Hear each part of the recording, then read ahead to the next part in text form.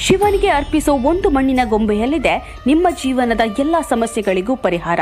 ಹೌದು, ಮಣ್ಣಿನ ಹರಕೆಯ ಕ್ಷೇತ್ರವೆಂದೇ ಪ್ರಸಿದ್ಧ ಆಗಿರೋ ಸೂರ್ಯ ಶ್ರೀ ಸದಾಶಿವ ದೇವಾಲಯ ನಮ್ಮ ಉಜಿರೆಯ ಸೂರ್ಯದಲ್ಲಿದೆ. ಈ ಕ್ಷೇತ್ರದ ಹಿಂದಿರೋ ಇತಿಹಾಸ ನಿಮಗೆ ಗೊತ್ತಾ? ಕಥೆಗಳ ಪ್ರಕಾರ ಹಿಂದೆ ಈ ಪ್ರದೇಶದಲ್ಲಿ ಭೃಗು ಮಹರ್ಷಿಯ ಶಿಷ್ಯರೊಬ್ಬರು ತಪಸ್ಸು ಮಾಡ್ತಾ ಇದ್ದು ಅವರ ತಪಸ್ಸಿಗೊಳಿದ ಶಿವಪಾರ್ವತಿಯರು ಪ್ರತ್ಯಕ್ಷವಾಗಿ ಲಿಂಗ ರೂಪದಲ್ಲಿ ನೆಲೆಯಾದರು ಅನ್ನೋ ಪ್ರತೀತಿ ಇದೆ. ಇದಕ್ಕೆ ಸಾಕ್ಷಿಯಾಗಿ ಇಲ್ಲಿ 2 ಲಿಂಗರೂಪಿ ಶಿಲೆಗಳು ಮತ್ತು ಶಿಲಾಪಾದಗಳು ಇದೆ.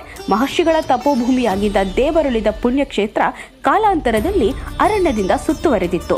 ಆದರೆ ಒಬ್ಬಕ್ಕೆ ಕಾಡಿಗೆ ಸೊಪ್ಪು ತರಲು ಹೋಗಿದ್ದ ಸಮಯದಲ್ಲಿ ಸೊಪ್ಪು ಕಡಿಯುವಾಗ ಲಿಂಗರೂಪಿ ಶಿಲೆಗೆ ಕತ್ತಿ ತಾಗಿ ರಕ್ತ ಚಿಮ್ಮಿತಂತೆ.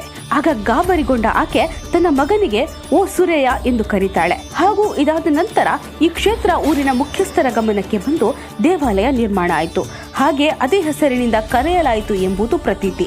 ಈ ಕ್ಷೇತ್ರದಲ್ಲಿ ಇಂದಿಗೂ ಮಣ್ಣಿನ ಗೊಂಬೆಯ ಹೊರತಾಗಿ ಇನ್ನಾವ ಹರಕೆಯೂ ಇಲ್ಲ. ಹಾಗೆ ಇಲ್ಲಿ ನಾವು ಅಂದುಕೊಂಡ ಕಾರ್ಯ ಆಗಿದೆಯಾ ಎಂದು ಕೇಳದೆ ಹರಕೆಯನ್ನು ಕೂಡ ತೆಗೆದುಕೊಳ್ಳೋದೇ ಇಲ್ಲ.